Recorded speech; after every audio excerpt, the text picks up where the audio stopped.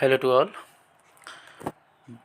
ये BSc first year के जो भी अभ्यर्थी जूलॉजी जिनके पास विषय है, तो ये उनका कानपुर यूनिवर्सिटी से रिलेटेड क्वेश्चन पेपर है। प्रीवियस ईयर में आया है 2019 में। ये बिल्कुल आपको दिख रहा होगा यहाँ पर।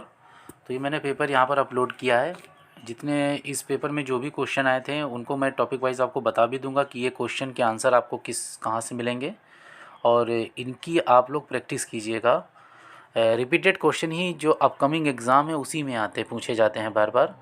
तो इसी के क्रम में मैं ये जो क्वेश्चन पेपर हैं प्रीवियस ईयर के, उनको मैं सब्जेक्ट वाइज अपलोड करता रहूँगा अपने चैनल पर, जिससे आपको हेल्प मिलेगी।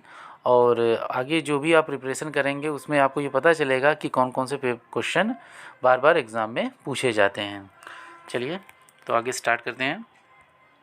जो क्वेश्चन पेपर है ये आपका 50 मार्क्स का होता है, और इसमें जो फर्स्ट सेक्शन है आप देख रहे होंगे, सारे सेक्शन करने 3 सेक्शन होते हैं, ए बी और सी।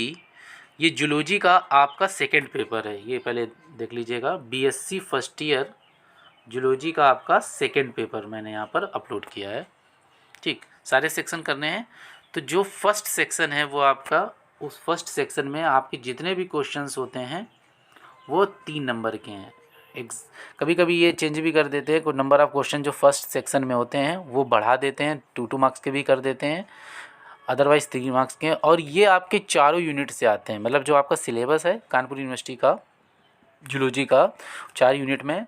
तो जो ये शॉर्ट टाइप के जो क्वेश्चन है वो चारों यूनिट से आते हैं, फर्स्ट सेकंड थर्ड फोर्थ। तो आपको सारी यूनिट के यहाँ पर शॉर्ट आंसर मिलेंगे। तो इसमें जो पहला क्वेश्चन आया था 2019 में, नेरिस के पैरापोडिया का बारे में लिखिए। देखिए, आप लोग ये जान लीजिएगा कि आप लोग कहते हैं सर हम तो क्वेश्चन कर रहे हैं लेकिन मार्क्स नहीं मिले। तो ये भी डिपेंड करता है कि आपने क्या मटेरियल लिखा है, that is very important.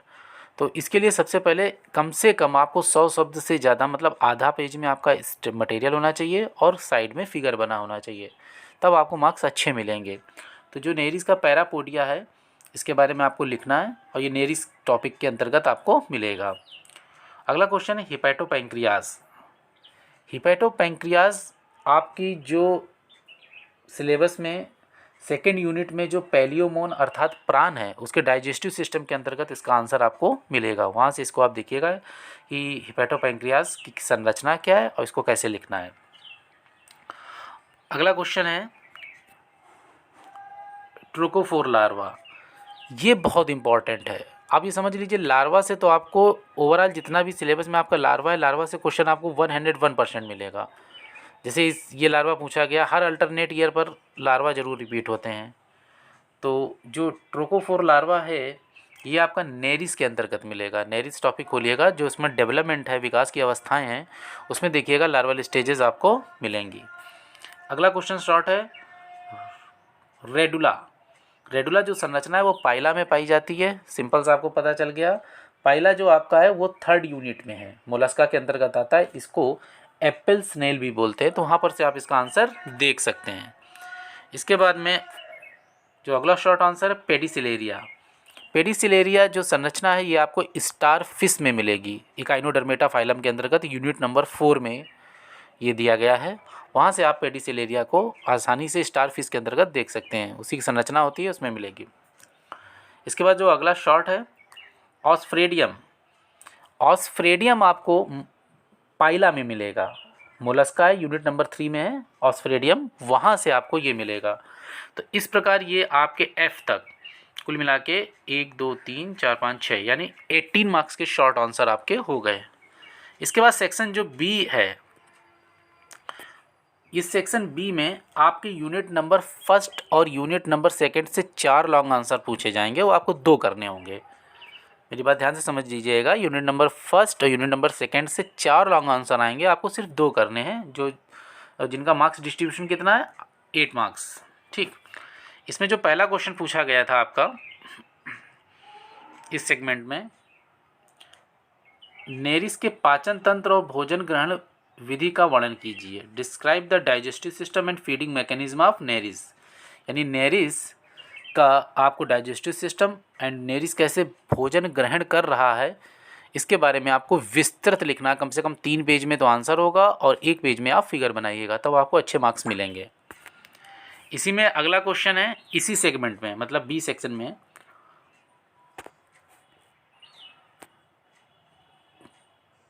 Describe the sexual dimorphism in Palaemon and give an account of its male and female reproductive organ. अर्थात पैलियोमोन में लैंगिक द्विरूपता तथा नर तथा मादा जनन तंत्र का वर्णन करना है आपको।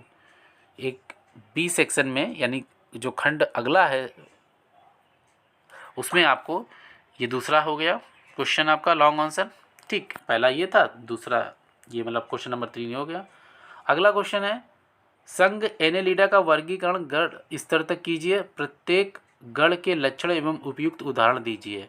Classify phylum Annelids up to order, give characters and suitable example of order. मतलब ऑर्डर तक आपको एनेलिडा का क्लासिफिकेशन करना है विद एग्जाम्पल।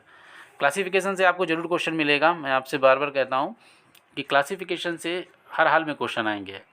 एक क्लासिफिकेशन जरूर दे देते हैं जो आपके फाइलम है सेकेंड पेपर में, एनेलिडा, आर्थ्रोपोडा, मोलस्का और इकाइनोडर्मेटा, तो एक जरूर मिलेगा। इसके बाद इस सेक्शन में जो लास्ट लॉन्ग आंसर है, describe the structure and function of ommatidium, नेत्रांशक की संरचना एवं कार्य का वर्णन कीजिए। आर्थ्रोपोडा फाइलम के अंतर्गत आपको मिलेगा, कंपाउंड आई होती हैं तो इसके बारे में लिखना है। तो इस प्रकार आप देख रहे होंगे कि ये जो सेक्शन आपका बी था इसमें 4 आंसर हैं, क्वेश्चन नंबर 2, 3, 4 एंड 5। इन 4 में आपको सिर्फ 2 करने हैं कोई, और 2 आपको नहीं करने हैं।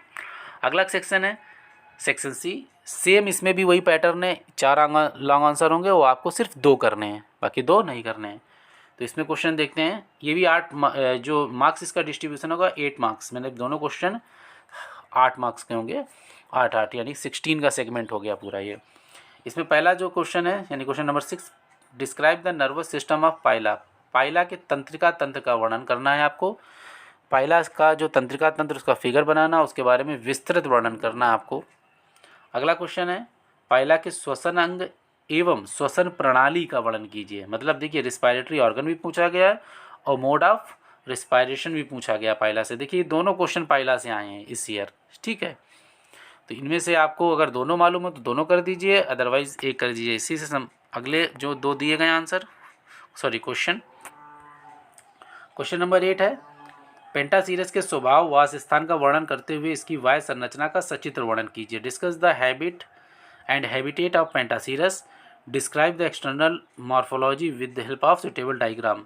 पेंटासीरस को स्टारफिश बोलते हैं, काइनोडर्मेटा फाइलम के अंतर्गत आता है। उसके बारे में आपको यहाँ पर पूरा उसका क्या हैबिट है, हैबिटेट है और उसकी जो स्ट्रक्चर है पूरा आपको डिफाइन करना है। एंड द लास्ट क्वेश्चन देखिए फिर क्लासिफिकेशन से पूछा गया है आपका, इकाइनोडर्मेटा का आपको क्लासिफिकेशन करना है, कहाँ तक करना है, सिंपल सा वर्ग तक।